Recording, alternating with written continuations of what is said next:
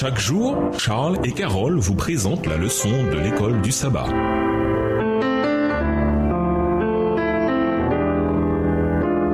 Bienvenue dans votre émission Dieu nous parle. Notion de mardi, le livre de l'Alliance. Bien qu'on retrouve tout au long de la Bible la notion d'alliance, bénir en hébreu, décrivant la relation de Dieu avec son peuple, ce mot apparaît si souvent dans le Deutéronome que celui-ci est parfois appelé le livre de l'Alliance. Lisons Deutéronome 5, les versets 1 à 21. De quoi est-il question dans ce texte et dans quelle mesure cela contribue-t-il à montrer à quel point l'idée d'alliance bérite est centrale dans le livre du Deutéronome? Deutéronome 5, les versets 1 à 21. Moïse convoqua tout Israël et leur dit : Écoute Israël, les lois et les ordonnances que je vous ai fait entendre aujourd'hui. Apprenez-les et mettez-les soigneusement en pratique. L'Éternel notre Dieu a traité avec nous une alliance à Horeb. Ce n'est point avec nos pères que l'Éternel a traité cette alliance. C'est avec nous qui sommes ici aujourd'hui tous vivants. L'Éternel vous parla face à face sur la montagne du milieu du feu. Je me tins alors entre l'Éternel et vous pour vous annoncer la parole de l'Éternel, car vous aviez peur du feu, et vous ne montâtes point sur la montagne. Il dit : Je suis l'Éternel ton Dieu, je t'ai fait sortir du pays d'Égypte, de la maison de servitude. Verset 7. Tu n'auras point d'autre Dieu devant ma face. Tu ne te feras point d'image taillée de représentation quelconque des choses qui sont en haut dans les cieux, qui sont en bas sur la terre, et qui sont dans les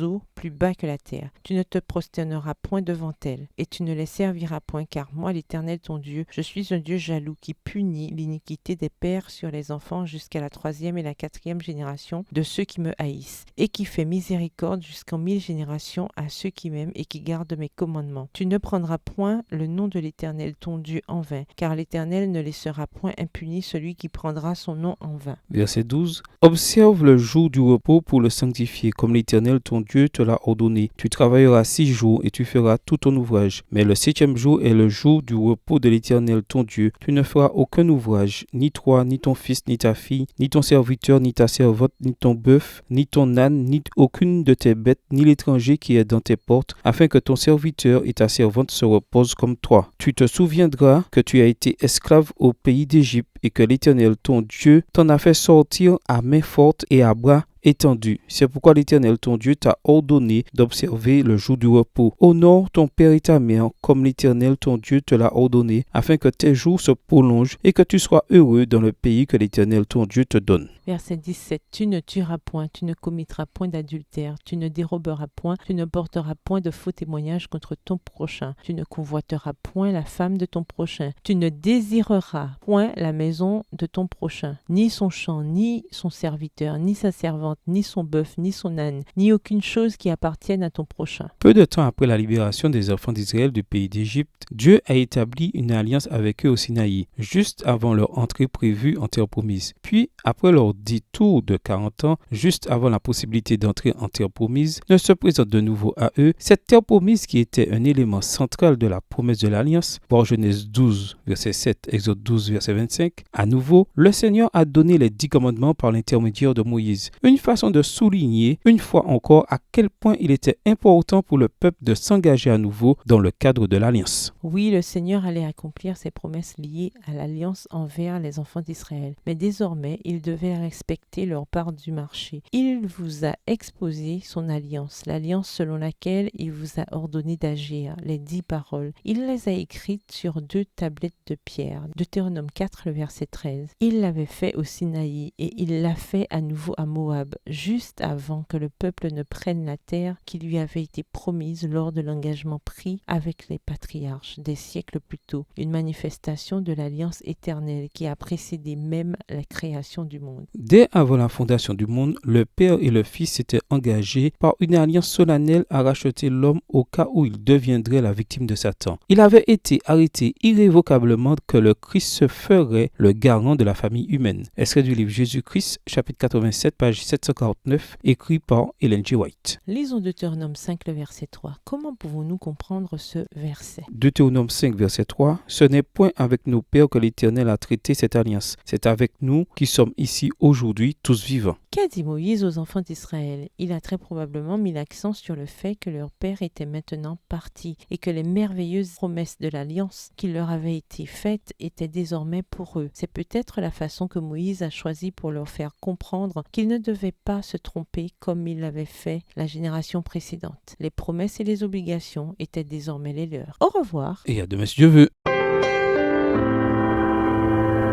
Dieu nous parle. Chaque jour, Charles et Carole vous présentent la leçon de l'école du sabbat.